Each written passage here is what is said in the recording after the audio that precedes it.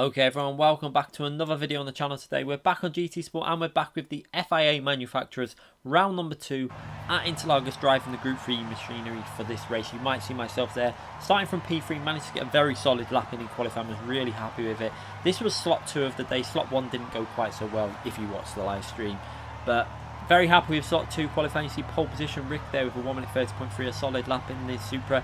P2 in the Corvette, a 1 minute 30.572, and myself just a fraction behind P2, nearly got myself into that P2 qualifying position, but just a fraction behind in P3. But very happy with that lap to start P3 in this lobby. Obviously the Porsche was a fairly strong car around this track. I don't think it was the strongest in qualifying. I think that there were stronger cars, but you can see some very fast drivers driving Porsche this year, this season in the FIA Manufacturer. We've got Org in this lobby, Sonic in this lobby. I think there's quite a few. I think Josette also driving the Porsche, a very fast driver, Josette, and I think in this qualifying he was in this race, but I don't think he got his lap in. Something obviously went wrong in his lap, because he was capable of hitting very much the same lap time as I was, the 30.5. However, I think he must have made a mistake or something's happened, maybe traffic or something on his lap causing him not really to get the best lap in. But for myself in this race, we're going to aim to stay in this top 3. The Porsche, solid in race conditions, pretty decent on fuel, and very good on tyre wear obviously. So the main concern for myself was though that the two cars in front of us, the Supra and the Corvette, extremely fast down them straights, probably some of the fastest cars in straight line speed. So if I'm going to be able to stay with them on the main straight, I'm probably going to have to rev quite aggressively with the Porsche. As you see there, Josette with the 31.6 definitely had an issue with his lap there because he was doing 30.5s. But yeah, like I say, it was the issue of staying with them two cars with the Porsche. Middle sector, Porsche very strong, but it was the main straight I was a little bit concerned with, especially with that Mercedes behind me as well. I do know that the Mercedes is very, very strong at fuel saving and very strong in the slipstream. So this race is going to be really interesting. How will it pan out? It was, again, a lot of different strategies that was going on for this race. Credit to Polyphony again for creating a really varied race for strategy, and it was really enjoyable to be in this race as we go into turn 1. First aim, don't hit the car in front, and second aim, not to get hit by the car behind. As we go into the braking, kind of braked a little bit late, took a bit of a weird line through there, maybe a bit of slipstream caught me out, and then Manf gave us a knock up the rear there, which really wasn't too nice. It affected the way the car was going through the corner, and just about managed to keep the throttle down. However, he got a massive amount of understeer after that little knock. You can see myself looking back because I expected him to get a penalty of how far he ran wide. As we go through this left hand corner, you'll see I have a little look back again, and yeah, he got the penalty. I did expect it. He ran all the way out wide. That's the one thing you don't want to do. You best lift him rather than keeping the throttle down and just making sure that you stay on the track. As we go through this right hand corner now, trying to stay with Carl Williams in this early phase. What we don't want to do, what I don't want to do in this race, is lose the slipstream, because the Porsche is really reliant for the race in terms of staying with that slipstream, so I can do some fuel saving, and also so that we obviously stay ahead of the Mercedes behind us. Obviously down that main straight, the Porsche is very, very vulnerable. It just doesn't have the straight line acceleration compared to other cars. However, through the rest of the track, the Porsche very strong, able to get on the throttle very early and take some speed through the corners, and that's where you've got to use the strengths of your car as we go onto the main straight. And what you'll see here now is I'm having to rev it a little bit more than what I would obviously like to. The cars in front probably still short shifting, but I've got to drive this quite aggressive. We're in the slipstream though, so we can do a little bit. You can see I'm short shifting a little bit there, and especially here now when we can go in 6th gear a little bit earlier, because obviously we've got the draft of the car in front going into the braking. Trying to brake as late as we dare, don't want to brake too late and get the understeer through that corner. Hitting that apex really nicely there, and on the throttle nice and early through this left hander. You can see we're now going to probably lose the slipstream from P4 because he's going to have to take that penalty. I'm staying in the slipstream with Carl Williams at the moment. It all seems quite settled. We're not losing too much time on the straight, obviously, because we're in the slipstream at the moment.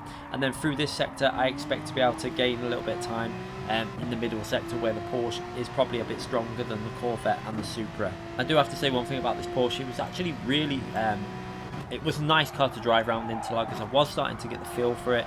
I really do like driving the Porsche in general. It does suit my driving style, the way the car handles. The extra traction at the rear gives me the ability to push a bit harder, because I am quite aggressive on tyres sometimes, but I feel that this Porsche, it does help me altogether. And also with that brake mod that I'm using, it's only a very basic brake mod that you get with the T3PA Pro pedals.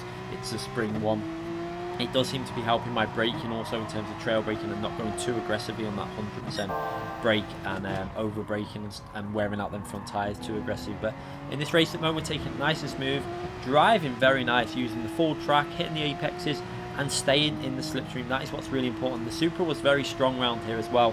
I think the Supra, if it was in the right hands, was an extremely strong car. And you can see Rick obviously doing a very good job in P1 in that Toyota.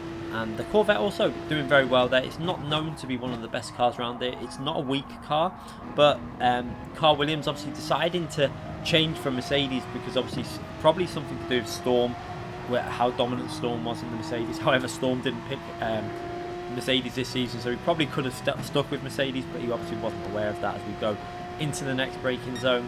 Braking just short, just pretty much on that 100, just past the 100, trying to get the car into the apex. Now we're on the medium tyres at the moment for this race. There was a compulsory tyre change, so a lot of people were picking up penalties during this round of the FIA, not knowing that there was a compulsory tyre change. It was written in the game on the information newsfeed, and it was also written in the race details, and when we started up the lobby it stated it in the bottom right corner that the hard tyre was a compulsory tyre. As we watch the replay camera, just looking how close this race is, you can see P1, 2, 3 all very close together there, and then a bit of a gap to Manf there where he's lost the slipstream, starting to drop back a bit and losing a bit of ground to this lead battle, and that was good for me. It meant I didn't really have to worry about defending. All I had to worry about was keeping it consistent and trying to make sure I stay in the slipstream, and at the moment I'm managing to do that in the Porsche. It was obviously quite hard work down this main straight, having to drive it a little bit more aggressively than what I would have liked, but that is a sacrifice I was willing to take to stay in the slipstream of the two cars in front, because obviously if I lose that slipstream it's going to be even hard. I'm going to have to drive it even more aggressively. At least when I'm in the slipstream slightly, I can do some fuel saving even though I'm down the straight. And in the middle sector I can do a little bit more short shifting because the Porsche is really strong there, and then just hang on in the slipstream. And also as well, looking after the tyres, the Porsche should be a little bit better on tyres. This is a track that does benefit having good rear tyre wear though as well, especially for that middle sector. So there's pros and cons to being FR or MR at this track. You do find a lot of FR cars do very well here, including like the Mercedes for example. But at the moment in this race, things are looking nice. Tyre wear is looking under control. We're on our lap. We're on lap 4, consistent at the moment. First 2 laps, low 1:31s, which is reasonably good, especially for the Porsche. I think without the slipstream, it would have been probably mid to late 1:31s, but we're getting that boost down the straights to help the Porsche along, and that's really good considering we're doing a bit of fuel saving. I was pretty confident that P1 and 2 were possibly saving a bit more fuel, especially Carl Williams there in P2, because the Corvette is known, it's quite a good car for short shifting, and the fact that it's still fast with short shifting was really probably helping him out being in the slipstream to Rick in front of him. So I was a little bit concerned about his fuel levels at this point. I was thinking that maybe he's going to be doing a lot of fuel saving at this point, and he's going to go for maybe an alternative strategy of some sort. I wasn't really sure how he'd do it because his tyre wear wasn't as strong as a Porsche, but it'll be interesting to see when he goes for that first pit stop. The strategy that I was going for, and I was glad I was able to do it, was if I get a good qualifying, 2 sets of mediums and then 1 set of hard at the end. It seemed like a good strategy to give yourself clean air and not be involved with the midfield battle. You don't want to be going in early and coming out with with cars that haven't pitted and stuff like that. That's not the way I like to run these races when you're starting at the front of the grid. It is preferential really to get yourself away from any trouble, pull away from the battles, and then come back out in clean air, and then at the end of the race get your fresh tyres on and whatever fuel you need, and then hopefully you can survive to the end in whatever position you are in. But at the moment you can see again staying very close to the top 2 drivers. I was quite surprised that my pace was this good. I was driving really well. I did know obviously that my pace was solid. I had done obviously practice races, I saw the potential was there. I do tend to drive a little bit better once I'm concentrating 100%. And obviously not reading the chat during the live stream, as obviously when we're practicing racing I do tend to read a lot of stuff and make mistakes, not driving as solid. But in the FIA races, even though we're live, I do 100% just concentrate on the race. I like to do as well as I can in these races, and at the moment things are going really well. Hanging on to the back of that Corvette, really nice through this corner. You can see how the Porsche is much stronger through that left hand corner and able to stay on the power a lot better, and that was giving me the ability to get really close onto this back straight. You can see that Carl Williams looks like he's possibly starting to struggle a little bit on this lap. You can see that he's struggling to get through the fast corners. So will he go on an alternative strategy? I wasn't sure if he would. Let's have a little look. Is he going to pit this lap? He's not going to pit this lap. That would be very early, probably lap 5. I think that would be too early for a pit stop. As you can see, the lap times are still, they're okay. They're not amazing, but they're solid enough to stay on these mediums, because a fresh set of mediums will get you probably low 31s, maybe late 30s. A new set of hards will probably be around the lap times that we're doing now. So no real benefit to pit now. We might as well stay out, try and do a bit more fuel saving while we're in the slipstream. My aim was to use the mediums for as long as possible, really, because the Porsche obviously quite solid on the tyres. But you can see even on the Porsche, that rear right hand tyre is becoming a little bit worn, and the front right a little bit also worn. But we were running -3 bias for this race. It's a bias that I find that it works. At the first 2 races, I think we did the same in the wet as well. It seems to ease off the wear on the front tyres a little bit, but still keep the rears alive.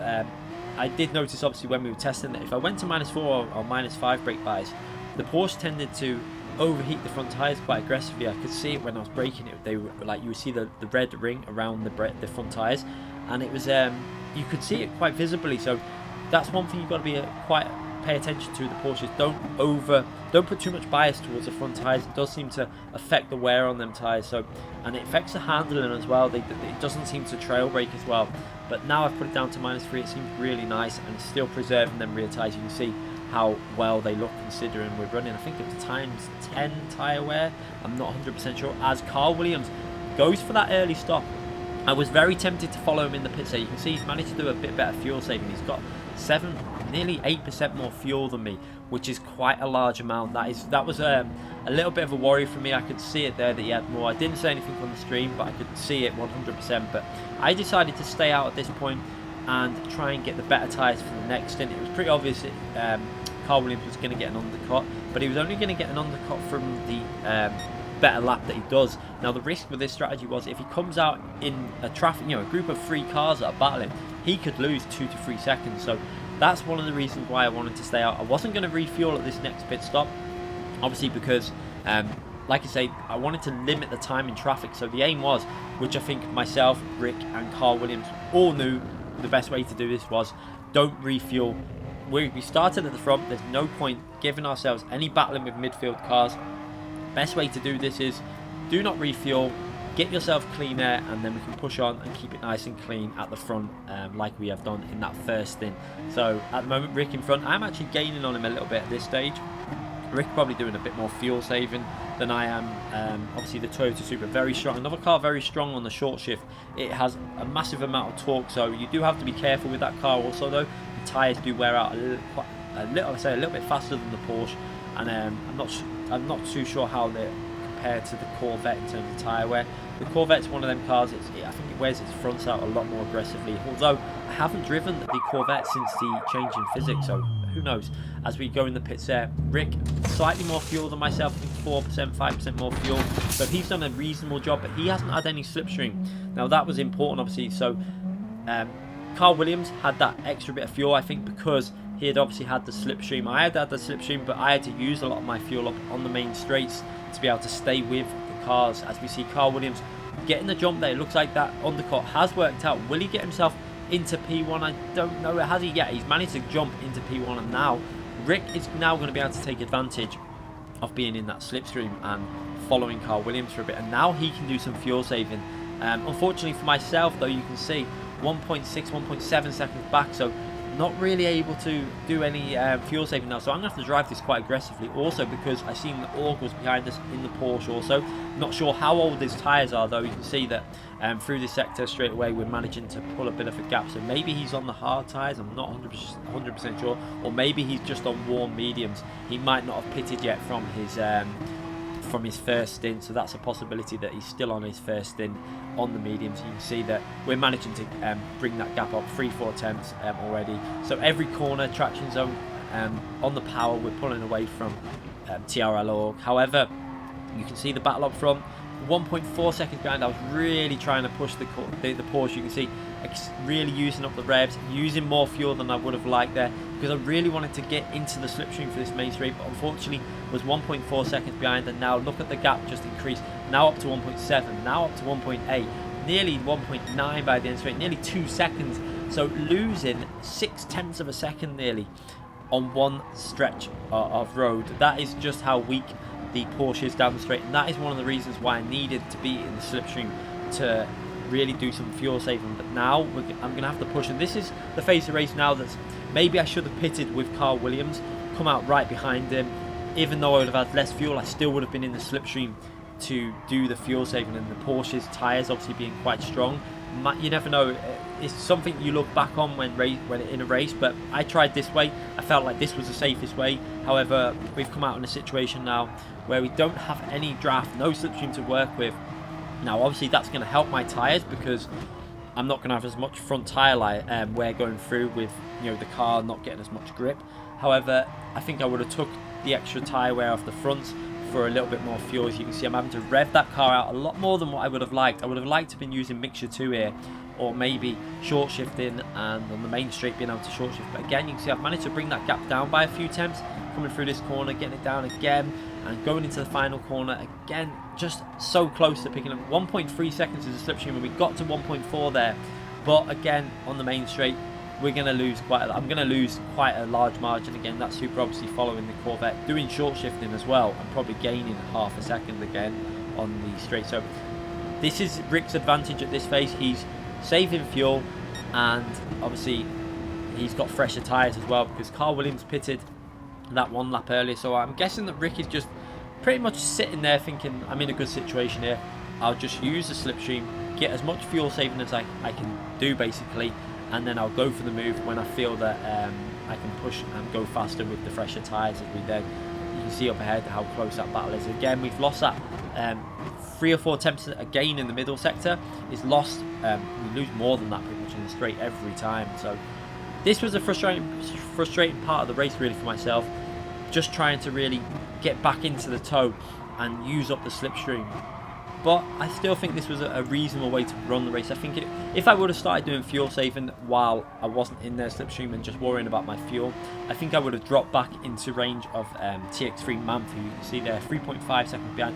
We've managed to get that gap up, and we're still keeping the gap around that area, increasing it on the through the middle sector, losing a bit down the main straight, even though I'm obviously not in the slipstream. So we're driving very well, keeping it nice and solid, and you can see here, getting very close to picking up that slipstream. Am I going to be able to grab just a tenth of a slipstream as we get into the 1.2 second range, and we're briefly going to get just a very short amount of slipstream there. You can see picked it up for maybe a few seconds literally, but then we've lost that already and down the main straight. But that's really good because if we're getting close, if I can eventually just get into that slipstream range, as you can see, Rick now has decided that he wants to pass Carl Williams. He can probably see myself gaining, and he probably thinks that with his fresher tyres he can build up a bit of a gap as he makes that move on Carl Williams.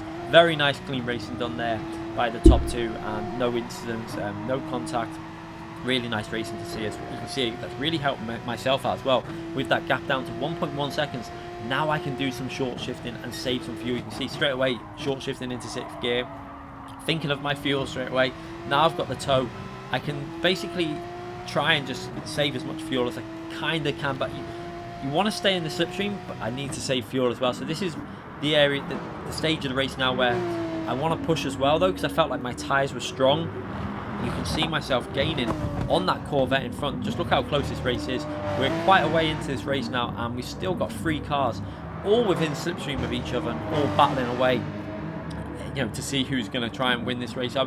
I pretty much knew at this phase the win was out of the question, but I thought maybe if I can jump Carl Williams and then give myself a gap or something, give myself a little bit of a lead over him to give myself the extra fuel to be able to push at the end. Maybe I'll be able to fight for a P2. You never know what can happen in this race. You can see pushing all the way to the outside of the track there, using as much of the track as possible. I wanted to get on that power to be able to again get it in 6th gear as soon as possible to save that fuel for the end, for when we're going to have to refuel, because obviously the second stop is where the fuel is going to have to go in. We're going to be running pretty much on fumes by the end of this second stint on the medium tyres as we go into turn 1. You see the glowing brake disc there, trying not to put too much pressure on them brakes, obviously trail braking and just being nice and smooth, not to wear out too much of the tyres as we go through that long left hand corner. You can see that Carl Williams with that earlier pit stop does seem to be struggling a bit with tyres. You can see on my tyres actually look so much better now, and that is partly because when you compare the first stint to the second stint, obviously on the first stint you have that heavy fuel, your car's heavier, it's taking more load through every corner, and we were in the dirty air as well. This stint, not been in that dirty air, and the fuel's really low. You can see we've only got enough fuel pretty much for just over 1 lap, so that is why the tyres are wearing so much better now during this phase of the race. A lot of people aren't 100% aware of that on the game. I know that the majority are now, but fuel will affect your tyre wear. It will affect, you know, many other things on the game. It's not just about you know, obviously you go faster as well when you've got less fuel. The physics do represent that on GT Sport as we go into that final corner. You can see Carl Williams definitely struggling now. With how much he was struggling now, I kind of expected him maybe to jump in the pits and put that harder to compound tyre on, because the harder tyre was quite reasonable around this track. It wasn't terrible, and it could definitely do 7 laps obviously at this track, but would he want to stay on these mediums for as long as possible to limit the time on them harder tyres? I don't know what the Corvette drives like on the harder tyres. We go into that left hand corner again, taking a very tight line compared to Carl Williams, much better entry, and this is now giving me the angle to attack him coming out of this corner. You can see he knows he's going to have to go defensive here. He's going to go all the way over to the left hand side. I'm going to follow him, get in that slipstream and try and go around the outside, using up as much fuel as I can. This is our in lap. I wanted to build up a gap to give myself just some sort of buffer to put a bit more fuel inside. Do a very nice move there. I fake the outside move, cut back on the inside, get on the throttle nice and early, and manage to get that move done. You can see Carl Williams in the mirror there, decides to back out of that inside and tuck back into my slipstream. But now we need to see if we can gain a little bit of time on Rick. We're 2.2 seconds behind. I wasn't sure if Rick was going to be pitting this lap or the next. I was pretty confident again that Rick might extend his stint by a lap, because he obviously had that the ability to race in the slipstream for quite a while. So I was quite confident he would have been doing quite a lot of fuel saving in that stint, which was going to help him out when it came through to the pit stop phase. And also he pitted a lap later, so his tyres were 2 laps newer than Carl Williams and 1 lap newer than mine. So Rick in a very, very solid position in this race as we go through the final corner, accelerating up the hill. It does look like that Corvette is really struggling on them tyres. Managed to give myself a nearly 8-9 tenths of a second gap there. However, he's going to bring that back as we go up the main straight with the torque from that Corvette into the pits. You're going to see the difference now with fuel. This was obvious. So obviously Carl Williams had to slipstream again for a bit, and he's managed to get that 11% advantage on the fuel. However, we're going to put the hard tyres on. We'll have a little look at what fuel we put on. You can see that I go all the way up to 48% on the fuel, and Carl Williams only puts 42, so a very short stop for Carl Williams, which gives him the jump. That's probably why he did that as well, to get the jump over myself, and that's meant that I've now got more fuel to push a bit harder in this stint. However, you can see that I'm going to lose the slipstream to Carl Williams, because obviously he's had to do that much shorter stop. And again, we've now got the I think it's the Mercedes behind me as well, of TX3 Manf. Obviously didn't have to put as much fuel in as well, 2.5 seconds behind, so very close racing at the front of this race. With just 6 laps to go as well now in this race, obviously on these hard tyres. You can see obviously that gap to the P2 Carl Williams, who has pitted 2 seconds. So this is going to be really difficult now, because I presume that Corvette's fueled enough to push down the straight and probably do the fuel saving in the middle sector. But when I've not got the slipstream, it's going to be really hard to get back into the same, obviously as close as we can to Carl Williams. Obviously now I haven't got the tyre advantage. We're both on hard tyres. We've both pitted on the same lap. He's got a 2 second advantage. We've got a 2.6 second advantage to TX3 Manf in the Mercedes, who's drove really well as well. But I felt confident that I could cover that one off. I did notice he put 43% fuel in, whereas I had 48% fuel. So I was going to be able to push a little bit more. As Rick goes in the pit with 3% fuel. So he's obviously done better fuel saving than I had managed. However, it looks like maybe Carl Williams had slightly better fuel, I think, on the pit stop phase. However, obviously he's done with the lap that he's done extra, then it's still, I think, an advantage to Carl Williams. It'd be interesting where they come out. Will Carl Williams manage to get the jump over Rick, or will Rick be able to jump him with maybe that a good outlap, a good in lap when he came in? It's really difficult to see as we come down the main straight. You can see that Carl Williams has actually lost that position to Rick. Will he go for a move into turn 1?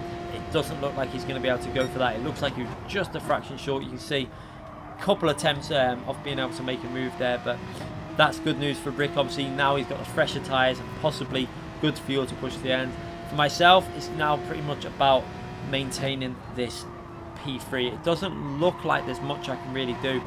The gap's staying fairly static to P2, and we've got a 2.8 second deficit to P1, so that's quite a lot of time to make up over a few laps when you're driving drivers as competitive and as you know, as high as the drivers that are in front of us with Rick and Carl Williams. So I pretty much set off for P3 at this point. I was thinking now what I need to do is make sure I drive nice and solid, keep it smooth, don't make any mistakes, because if we can maintain this position, come home in P3 with Porsche, that would be a very solid result, I felt, at Interlagos. It's not really the best track for Porsche because of the main straight. It's not by any means a bad track. Obviously the Porsche in general is a good race car at many tracks because the tyre wear and the fuel, it does have good fuel saving. However, with this straight being all uphill, you had to really rev the car out, and that's why the Porsche tended to suffer a little bit. If it wasn't as much of a long straight and it wasn't all uphill, I think the Porsche would be able to short shift a bit better on that section of track. But with the way it is, I had to really rev it to really keep the speed up. But I've got the fuel to do it. I obviously got that fuel in. I put that little bit extra in to give myself the buffer. I knew I had a big gap behind me, so I felt like if I just put the fuel in and risk it, put the fuel in and give myself a buffer, then I should be able to pretty much take a P3. Maybe again I could have just put the 42% in like Carl Williams and I would have come out pretty much behind him. But this is all stuff that you say after the race. During the race you're trying to just do what you think is right in that moment, and so far I've driven a very solid race, really consistent driving. Again, the Porsche, I find it very, once you get in a rhythm with the Porsche and you don't slide it around, you keep it nice and smooth, the car just really suits the way I drive. You know, hitting the apex nice and early there on the throttle, gradually putting that throttle in into second gear and taking that little lift off the throttle there to get back on the throttle, you see, taking it all the way to the outside of the track and just driving it very nice. This Porsche, it does suit my style, it suits the way I like the car to handle. It just seems to be, I am so tempted to stick with Porsche for quite some time now. Just stick with them, improve with the car, and see if I can, you know, see how well we can do in the next season's official FIA Championship. It'll be really interesting if I could push the Porsche to some decent positions, because at the moment things are going really well, especially in the Group 3 car. We haven't tried the Group 4 car. The Group 4 comes tomorrow night in the Fuji race, which will be really interesting. I don't think it's the strongest car, but again, I think we've got potential to get a top 7 or a top 5 if we get a bit of luck with some cars having incidents or penalties or stuff like that. But in this race, you can see that gap up to 2.6, 2.5 seconds. It always increases on the straights to Carl Williams, then through the middle sector managed to bring it down by a few tenths and get it back down to like 2.2, 2.3, etc. But we're going to skip on to the final lap now. Really, there was no real gains. You can see the gap back to 2.6 seconds, 2.7 seconds, etc. by the end of the straight as we're starting the final lap. The gap to P4 though, very solid.